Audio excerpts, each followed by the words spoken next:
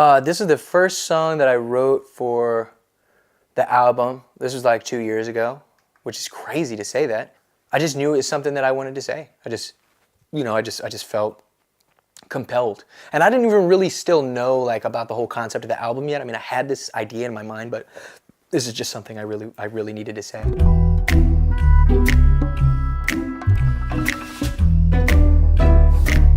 In this specific song, I'm letting it be known that I have experienced racism from both ends, and because of that, it sucks and it hurts. But I am here to say that we're all people and we all are treated fucked up. And I'm like, I want to be there to say something for people in just the biracial community as well. That's it. Okay, I was gone for a minute, but I'm back now. Sit the fuck back down. Seem like everybody nowadays, Hollywood. Oh, it's like that now? I'm gonna show you motherfuckers how to act now. I'm gonna show them how to act. I'm gonna show you. I'm gonna show them how to act. To me, in my mind, the opening line, I already knew that this was gonna be the first song that people were gonna hear for my next album. So I knew that, like, what a fucking gangsta ass, like, the first thing you hear from me since my last album is, okay, I was gone for a minute, but I'm back now, sit the fuck back down. That's like real, like, I just love, like, I'm just a very positive, peaceful dude, and I like my music to speak for me. So I was like, yeah, motherfuckers, everybody wanna act like this or that. I ain't here to on some fucking, this ain't no fashion show for me, this ain't about jewelry, this ain't about none of that shit, and that's fine, that's a lifestyle. I respect it, that's dope, whatever. I'm here for the raps, motherfucker. I'm here to change lives. I'm here for the message, and if you ain't with it, well, fuck you then. Okay, now picture little Bobby, just a youngin' running around with his man's hammer in his hand, feeling like a man. Run, motherfucker, run for the po-po, get the gun, put it to your brain like goddamn. Yeah, that's just me running around with guns and knives and doing dumbass shit, Because people look at me and they're like, oh, you fucking white boy, or you this, or you never experienced this or that, or, and I talk about this in other records too, but like being from Gaithersburg, Maryland, and this and that, but like, man, I was, Section 8 household. I had killers and murderers in my fucking home, drug dealers, all this shit. I've held guns, walked around with guns, ran around with guns, shot off guns, you know what I mean? And thank God I never taken nobody's life.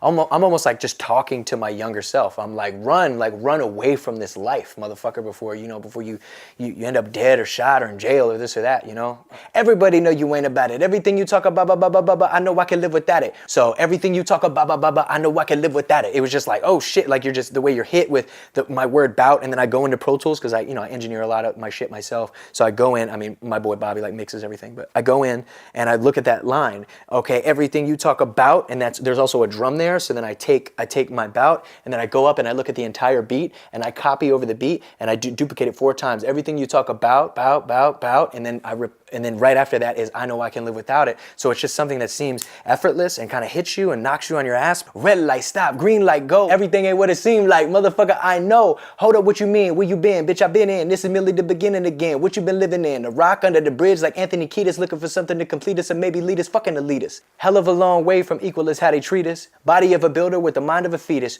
Turn on the television and see the vision they feed us, and I wish I could erase that. Face facts. Hell of a long way from equal is how they treat us. Body of a builder with the mind of a fetus. To me, it's just like the nation, our government, how we're made to feel as people. So they're like these big, strong, but they're like, their minds are so small. They're only focused on money and this. And not everybody. I mean, it's like politics ain't all bad. There's really people there who want to like help and change and make shit different. But for the fucking most part, it's just all about money. So body of a builder with the mind of a fetus. So-and-so got killed. So-and-so got shot. So-and-so got this. And that's the vision that they're feeding us. They're keeping us in fear, and it sucks. Everybody people. Everybody bleed. Everybody needs something. Everybody love.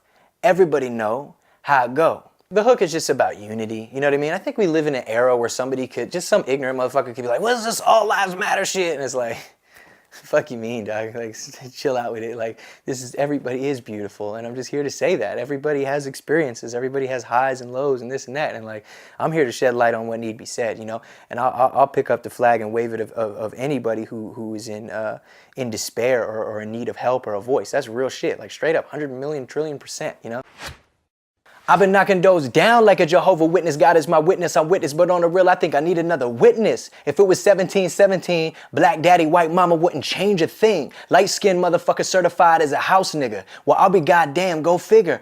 Yeah, if it was 1717, black daddy, white mama wouldn't change a thing. It's like, yo, I would still get it. You know what I mean? I would still, and then even going in, light-skinned motherfucker certified as a house nigga. Like, yeah, they want to keep me inside or this or that because I'm a light-skinned boy. I'm this, like, man, like, I would still Then or now, like motherfuckers was persecuted for being black or white, wasn't accepted by one side or the other side or both sides, didn't know where to fit in, when to fit in, how to fit in. And it's like, that's how I feel today. You know what I mean? Like, I don't give a fuck where I am or who I'm around. I let everybody know that I'm proud to be me. I'm proud to be black. I'm proud to be this, whatever the case. And I've had white people treat me like shit and be like, fuck you, you nigger, and you this and you that. I've heard these things from people. And I could have just sat on in with massa and been like, oh yeah, I'm white. It's all good. Don't worry. Fuck that. Are you kidding me? No.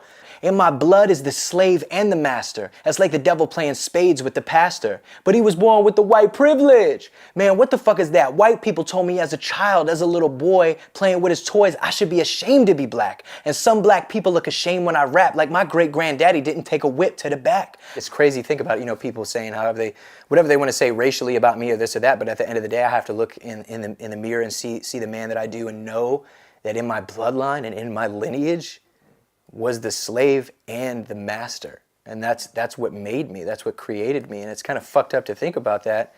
But I'm not ashamed of who I am. But one thing I want to say, and I really want to shed light on this, is when I say, but he was born with the white privilege, man, what the fuck is that? I obviously know what white privilege is. I'm not a fucking idiot.